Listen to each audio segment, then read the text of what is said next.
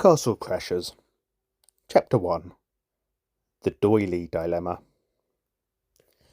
The Mushroom Kingdom sun rose bright and sparkly over the floating spires of the royal suite, a penthouse-level castle apartment cohabited by none other than Princess Peach, Princess Daisy, and Princess Rosalina. It was a morning like any other. Birds chirped from floating windowsills. Magical chandeliers hummed quietly in the rafters, and the castle fridge was already crooning a lullaby to a carton of milk. Peach stood gracefully in the living room, teacup in hand, admiring her most recent interior upgrade. A fine layer of pink lace now adorned several surfaces, delicately draped over the arm of the sofa, peeking from beneath a vase of roses, and, most controversially, wrapped around Daisy's drum set, like it was headed to prom. "Who put lace doilies on my drum set?" The yell echoed from the hallway just as Daisy stormed into the room, her hair a little frazzled, and a lacy snare drum under one arm. She waved it in Peach's direction like a crime scene artifact. "Oh, Daisy," Peach said, smiling sweetly as she sipped her tea. "They're decorative. I thought they'd add a touch of vintage charm." "They add a touch of tripping one mid-riff. I almost concussed a shy guy in rehearsal." Just then, a soft shimmering noise filled the room, and Rosalina glided in as if on an invisible escalator. She was wrapped in her usual teal gown, holding a mug of stardust tea that seemed to glow faintly. "Statistically," she said in her smooth, even tone, "percussion-related concussions increase by 84% during emotionally charged design transitions." Daisy groaned. "She's doing it again." "Doing what?" Peach asked innocently, brushing an invisible speck from her sleeve. "Operation Pinkify. First it's doilies, then matching curtains, then poof! The whole place looks like a bubblegum kingdom nightmare." As if on cue, the fridge purred and began singing gently. "Sweet dreams, my mushroom muffin." "I knew I wasn't hallucinating that," Daisy muttered. "The lullabies are oddly effective," Rosalina said serenely. "The fridge sang me into a brief nap yesterday. I dreamed I was a meteor." "I'm just trying to elevate our space," Peach said with a polite smile.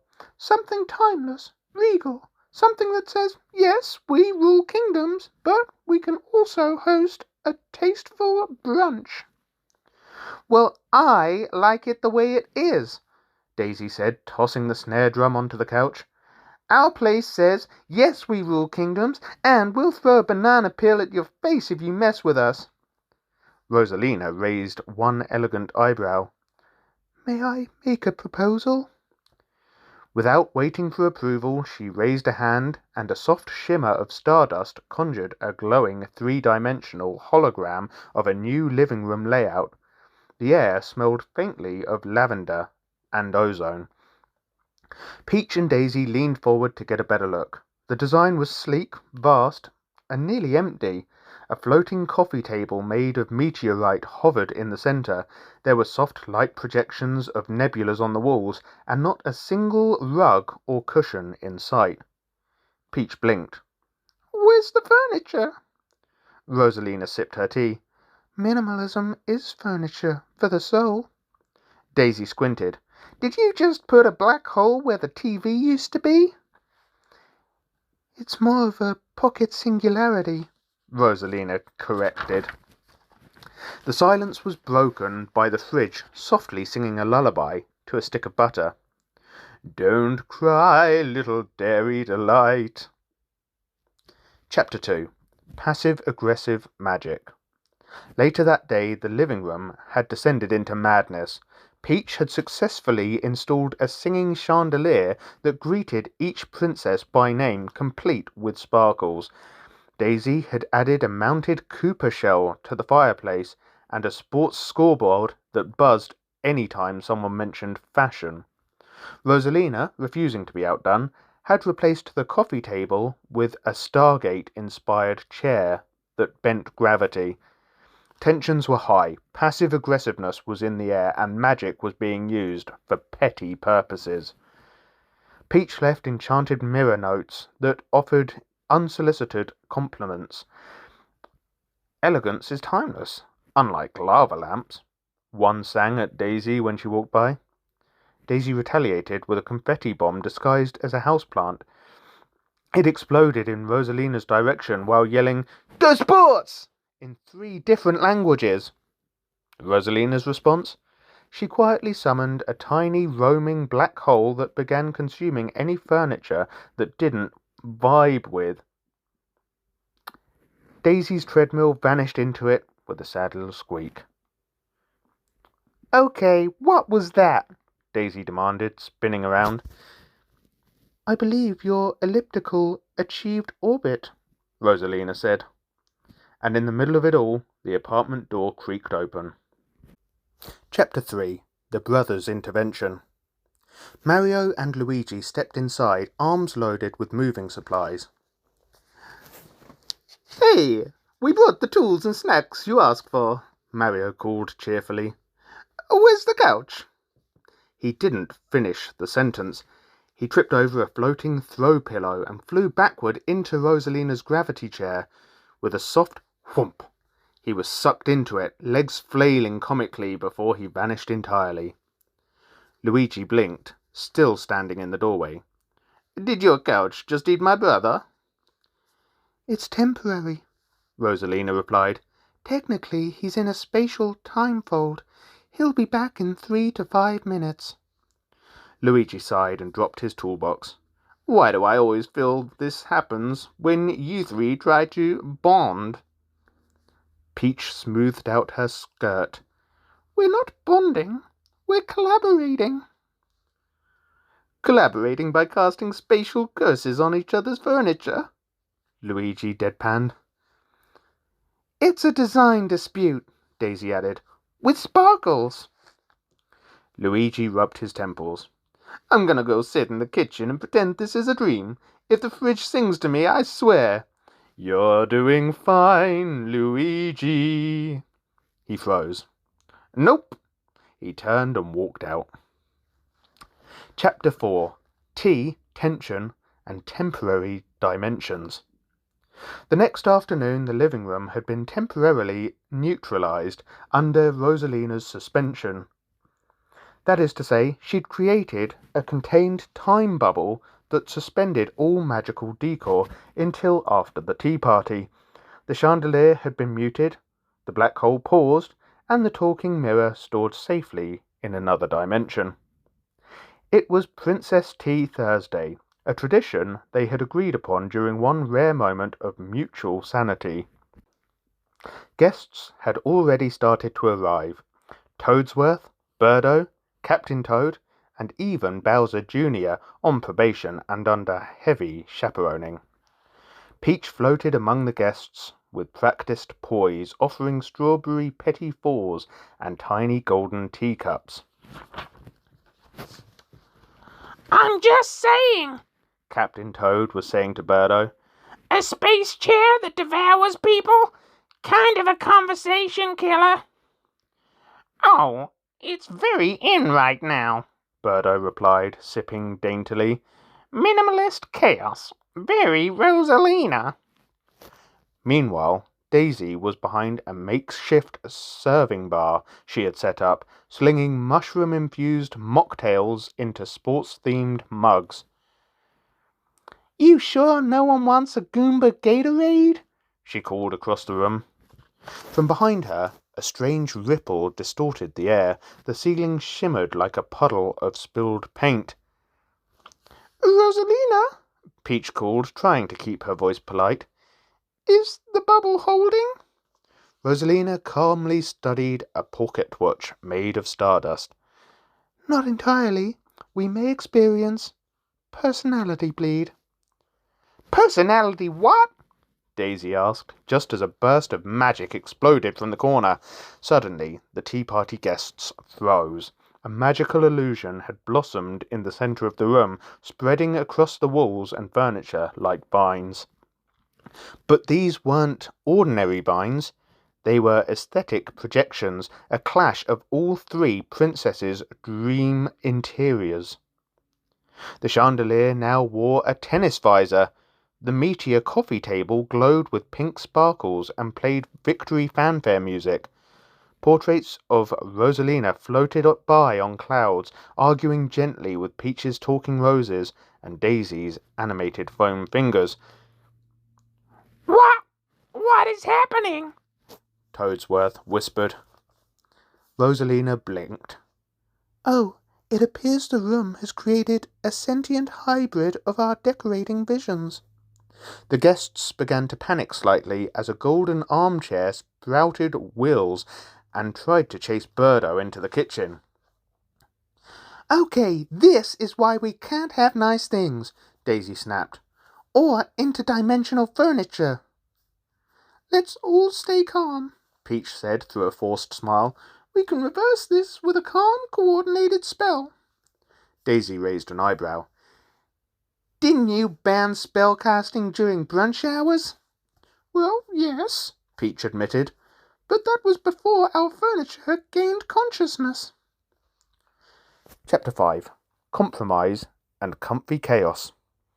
After several magical misfires, including accidentally transforming a muffin into a piranha plant and making Toadsworth cry sparkling tears, the princesses finally gathered in the center of the room, wands drawn, energy swirling. On 3, Rosalina instructed, her voice uncharacteristically firm. We each channel our design essence, but this time in harmony. Define harmony, Daisy muttered, but nodded. 1, Rosalina counted. 2, 3. A sudden rush of warm pink, vibrant yellow, and shimmering blue spiraled into the air like a magical cotton candy tornado. The aesthetic storm pulsed, sparkled, and then everything stilled. When the light faded, the room had changed. Not entirely Peach's, not entirely Daisy's, not entirely Rosalina's, but something new, something them. A cozy couch sat in the center, with shimmering cushions that rotated their design based on who sat on them. Chapter 6. The Lounge of Lively Legends. The couch, with its enchanted, shimmering cushions, quickly became the centerpiece of the castle's newly redesigned Grand Hall. Crafted with Rosalina's cosmic thread, Peach's royal velvet, and Daisy's energetic florals, the cushions magically shifted designs depending on who sat down. When Peach nestled in, soft pastel roses and golden crowns spiraled across the fabric. For Daisy, sunbursts and sporty stripes crackled with citrus energy, and for Rosalina, galaxies spiraled with gentle starlight, echoing the distant sounds of comets. But no magical furniture came without its quirks. One morning, Luigi arrived unannounced, seeking Daisy's help with a botanical dilemma back in Sarazaland. The moment he plopped onto the couch, the cushions flared green and yellow, then briefly blinked red with a suspicious puff of confetti. The couch squeaked indignantly. It doesn't like unroyal butts, Daisy chuckled, giving Luigi a pat on the shoulder before shooing him off. The three princesses quickly realized that the couch's magic was selective. It adapted to true royalty, or those it deemed worthy. Toadette passed the test with flying pink polka dots. Bowser Jr., the couch tried to fold itself into a recliner and eject him entirely. Chapter 7. The Diplomacy Dilemma. Their cushy creation began drawing visitors, Toad scholars, Koopa artisans, even King Boo disguised as a furniture merchant. Word had spread of the princess's cooperation and curious furnishings.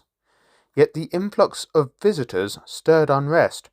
Rosalina preferred quiet contemplation and observed constellations from the observatory. Peach was inundated with diplomatic requests. Daisy, ever restless, was itching for action beyond the castle walls. Compromise became their greatest challenge, so they made a pact. Each week, one princess would host a themed event in the Grand Hall. Peach's Teacup Diplomacy Tuesdays fostered peaceful discussion over hibiscus tea. Daisy led Duel and Dance Fridays, complete with obstacle course diplomacy. Rosalina's Silent Star Sundays invited everyone to relax under a projected galaxy sky, their thoughts shared only through enchanted pens. The enchanted couch, as if pleased by the balance, began pulsing with a soft, steady glow. Chapter 8. The Couch's Secret. One evening, when the trio lounged together under twinkling chandeliers, Rosalina leaned forward. "I've been reading the runes embroidered on the underside of the cushions. They aren't just designs, they're instructions." Peach blinked. "Instructions? For what?" Rosalina traced a symbol with her finger. It shimmered briefly, and a compartment in the couch clicked open. Inside was a starlit orb, the couch core. According to the runes, the orb could expand the comfort of the couch across the castle, empowering any room it touched with harmony and adaptive design, but it could only be activated if all three princesses agreed. No spell, no force, just agreement. Daisy, ever the skeptic, raised a brow. "We can't even agree on which snacks to stock the party with." But Peach smiled. "Then let's compromise. Again." And they did. Peach surrendered one tea day to make room for Daisy's action-packed Mushroom Madness Mayhem Mondays. Daisy agreed to wear slippers during Rosalina's quiet hours. Rosalina allowed a slightly louder volume during movie nights. The orb pulsed with light, and suddenly the castle transformed. Walls that changed hue with mood, chairs that played lullabies when needed, beds that adjusted for cloud softness or royal firmness. Chapter 9. Legacy of the Crashers. With harmony restored and the castle now a living expression of their unity, the princesses realized something. This wasn't just about furniture, or parties, or even politics. It was about crashers. Castle crashers. They weren't just crashing through enemy lines or castle walls anymore. They were breaking down the barriers between their worlds, their personalities, and their priorities. Together, they had rebuilt something stronger than any fortress, a friendship that adapted, endured, and shined. And as the enchanted couch glowed beneath them one starlit night, its cushions now a swirling blend of peach, gold, and cosmic blue, the three princesses knew. They'd never need a throne to rule, just a place to sit, together. The end.